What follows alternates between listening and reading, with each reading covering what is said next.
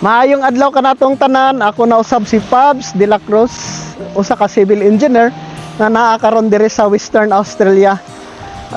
To this vlog, naaday ko diri sa daplin sa dagat para akong ipakita ang baybayon diri sa Busselton, Western Australia. Kanang nasa akong likod, mao na siya ang Busselton GT. So gamayng background lang sa Busselton GT. Ang Busselton GT, usa na siya ka Timberfile GT na isa siya sa pinaka taas nga GT sa Northern Hemisphere. So ang historya na nga GT is sa unang panahon manggod, ang Busselton is diri ginaload, diri ginakarga ang mga troso, mga timber para i-deliver sa nagkalain-laing part sa world. So since ang Busselton, mabaw lang siya ang dagat nila dire. So kung makita ninyo ang dagat, tinaw kayo siya, pero mabaw ni siya. So nindot kayo siyang kaliguan. See? So mabaw man kayo dire ang ilang dagat, mao tong nag-create sila og GT. Pero in a long run, tungod kay ang mga barko dili makaabot sa ilang baybayon, in a long run ginapatasan nila ang GT.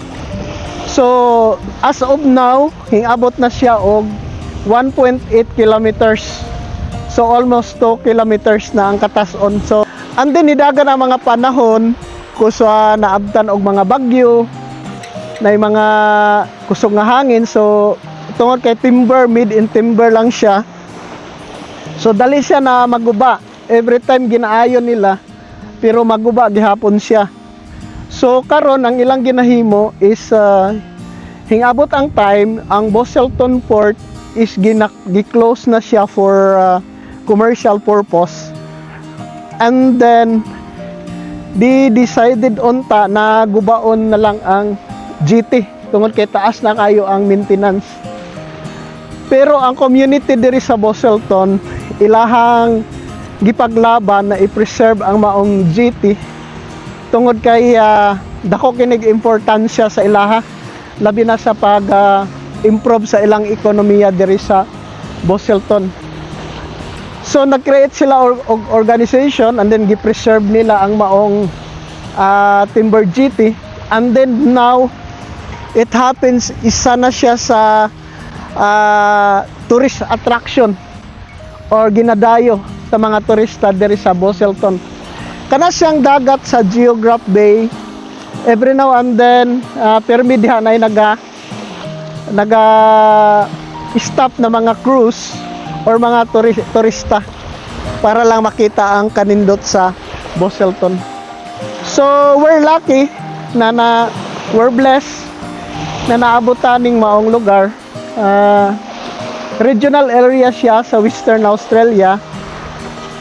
So we're blessed na naabot ta diring lugar, kalma, chill lang ang life, dili traffic, and then buotan pod ang mga tao dire. Mao to siya ang background nganong naay Busselton GT. So if you search in internet, isa siya sa pinakasikat nga tourist destination in Western Australia. And then the other place usab after sa Busselton is naay Margaret River, or napay mga lugar na mas napay mga nindot nga mga attraction, chocolate factories, mga wineries, grape farms, mga countryside experiences. So kung makita ninyo karon, ako diri sa daplin sa dagat, tinaw kayo ang water. Yun guys, umalis tayo sa bahay sa around 6 o'clock in the morning. So wala pa tayong breakfast. So try natin mag-breakfast dito sa sa Ghost Restaurant. So masarap yung pagkain nila dito. Tara, samahin niyo ako. Katatapos lang natin kumain. Okay yung breakfast natin. Ang sarap ng pagkain nila sa The Ghost Restaurant. So ngayon, babalik tayo dito. Ito na. Try natin nag-book kanina.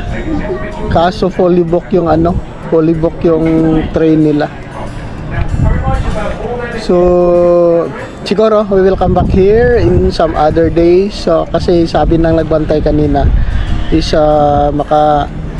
sakay tayo. Pero no, makapasok tayo but we have to walk from here up to 1.8 kilometer yung sa dulo. Okay, daghang kayo salamat sa inyong pagtanaw. Hantod sa sunod nga video. God bless.